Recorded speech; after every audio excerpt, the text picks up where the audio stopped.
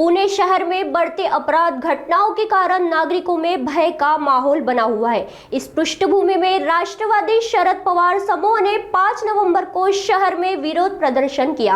हाल ही में बाजीराव रोड पर एक युवा की निर्मम हत्या के बाद यह आंदोलन और तीव्र हो गया। इस दौरान आंदोलनकारियों ने आरोप लगाया कि पुणे में कानून और व्यवस्था पूरी तरह असफल रही है और मांग है कि गृह मंत्री तथा मुख्यमंत्री देवेंद्र फडणवीस को इस्तीफा देना चाहिए। इस प्रदर्शन में शरद पवार गुट के कार्यकर्ता बड़ी संख्या में शामिल हुए। अब देखना होगा कि आंदोलनकारियों को इस मांग पर प्रशासन की ओर से क्या निर्णय लिया जाएगा। जेव्हापासून पुण्यामध्ये किंवा राज्यात देशात भाजपची सत्ता आली तेव्हापासून पुण्यातलं गुन्हेगारीकरण वाढलंय। पुण्यातले दर महिन्याचे आठवडे असे असतात की एखादा आठवडा असा येतो की रोज एक मर्डर होतो, एखादा आठवडा असा येतो की रोज 2 किंवा 3 मर्डर होतात। कुठेतरी भाजपने जे गुन्हेगार पोचलेत त्याच्यामुळे पुण्याची उतरती काळा आली लागलेली आहे।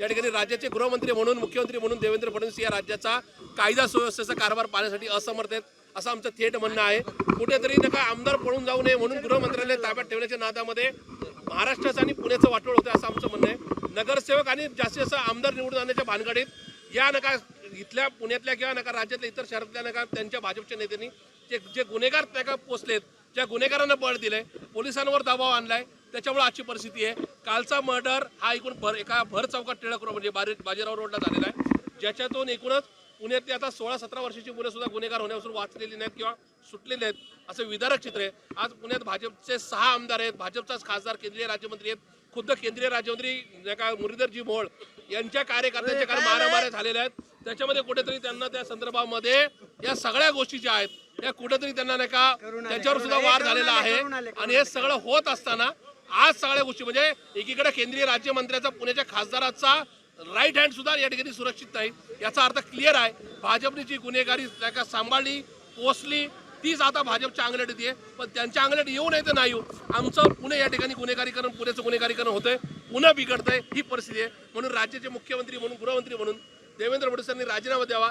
त्यांनी आता खुशाल नका देशभर प्रचाराला फिरावं, पण आम्हाला या ठिकाणी निश्चिंत नका जगणं चांगलं करण्याकरता आमची सुटका करा एवढी आमची विनंती राहील। दादा पोलीस आयुक्त म्हणतात 7 पिढ्या याद राखेल असे आम्ही गुन्हेगारांना शिक्षा देऊ।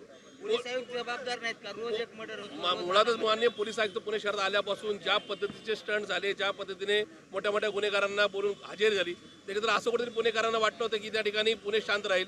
पण एकूणच मागच्या 2-2.5 वर्षाचा जर इतिहास तपासला तर प्रचंड गुन्हेगारी वाढलेली आहे। आणि मला असं वाटतं की आता आम्ही पुणे शहर पोलिसांनाही नका त्या ठिकाणी नावं ठेवत आहे, कुठेतरी पुणे शहर पोलिसांवरच राज्य सरकारचा दबाव असेल, खुद्द सीएम नका देवेंद्र फडणवीसांना असं वाटत असेल की मी जर गुन्हेगार नका तुरुंगात टाकले तर मात्र या ठिकाणी माझे नका नगरसेवक किंवा आमदार जास्त निवडून येणार नाही, कारण की त्यांचे नगरसेवक आणि आमदार निवडून आणण्याकरता सगळ्यात जास्त टोळ्या ह्या भाजपच्या ताब्यात आहेत। आणि म्हणून या ठिकाणी या सगळ्या गोष्टीचा नका कुठेतरी नका पश्चाताप करायचा असेल आणि पुणेकरांना नका त्या ठिकाणी कुठेतरी नका अभय द्यायचा असेल, त्यांना जर नका कुठेतरी रिलॅक्स करायचं असेल तर या ठिकाणी देवेंद्र फडणवीसांचा राजीनामा हेच हे या राज्याचं पुणे शहराचं एक समाधानकारक उत्तर आहे। ठीक आहे, ओके, थँक्यू।